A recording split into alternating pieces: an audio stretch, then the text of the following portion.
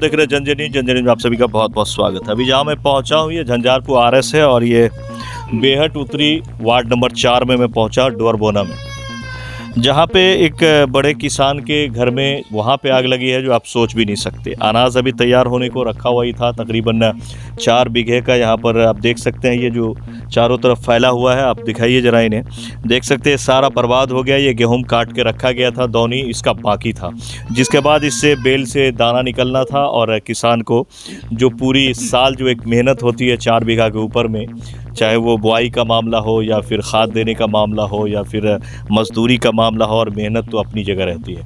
कितना मेहनत के बाद यहाँ तक पहुँचती है ये चीज़, और उसके बाद अगर इस तरह से आग लग जाए तो ये बहुत ही दुख की बात बताई जा रही है। तकरीबन 4 बीघा का यहाँ तो सिर्फ आपको मैं गेहूँ दिखा रहा हूँ जो जल चुका है और ये तैयार होने के लिए बाकी था, और ये अचानक 4:30 बजे सुबह में आग लगी, जैसा ये लोग बता रहे हैं। बारिश के बाद लगी ये आग, और ये शॉर्ट सर्किट से आग लगने की बात कही जा रही है, जो कि हम आपको दिखा पा रहे हैं कि आप देख सकते हैं बिजली में कैसे शॉर्ट सर्किट हुआ था। साथ ही अंदर आके देखें तो ये जला पड़ा है, और यहाँ पे सामान जो है वो आप देख सकते हैं, ये धान भी थे और दलहन भी है। यहाँ आप देख सकते हैं दलहन भी बहुत सारा, तकरीबन 2-2.5 क्विंटल दलहन भी यहाँ जल गया है। अब दलहन जानते ही हैं कि कितना महंगा होता है और कितनी मेहनत से तैयार की जाती है। किसान के लिए ये वक्त होता है जब घर तक पहुँचने के बाद अगर इस तरह की घटना होती हो तो आप जान सकते हैं कि उनके दिल पे क्या बीतता होगा। आइए उनसे जानते हैं कि क्या हुआ इनके साथ और कैसे हुआ। क्या नाम हो गया भैया आपका? मेरा नाम हुआ विशंबर प्रसाद। कैसे क्या हुआ था? यह तकरीबन रात के 3:30 और 4:30 के बीच बहुत ज़ोरों से बारिश हो रही थी और बिजली भी चमक रही थी। हम लोग सोए हुए थे और 4:30 के आसपास देखते हैं कि खूब धुआं हो रही है। उठे हम लोग, विद्यालय जाने के लिए हम लोग तैयार हो रहे थे, तो उधर देखे बहुत आग लगी थी और भयंकर आग लग गई थी। बाद में पता चला कि शॉर्ट सर्किट से लगी हुई है आग, और इतनी आग थी कि बेकाबू हो गई। ग्रामीण सबको बुलाया गया उस रात भोर में, तो लेकिन फिर भी देखे वो नहीं संभलने पा रहा है। तो हम लोग ने अग्निशामक को फ़ोन किया, तो अग्निशामक फ़ोन करते ही वो आधा घंटा के अंदर में वो अपने लेके आ गए और उनके वक्त से पहुंच गए थे। वक्त से पहुंच गए थे और आग पर वो न काबू, आधा 1 घंटा वो भी रहे और पूरा काबू पा लिया। क्या जला?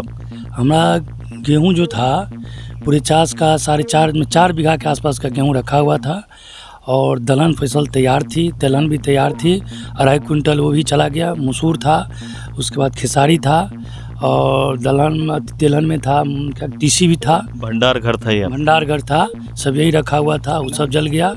और एक साइकिल भी थी वो भी जल गया, और फर्नीचर सभी जल गया है।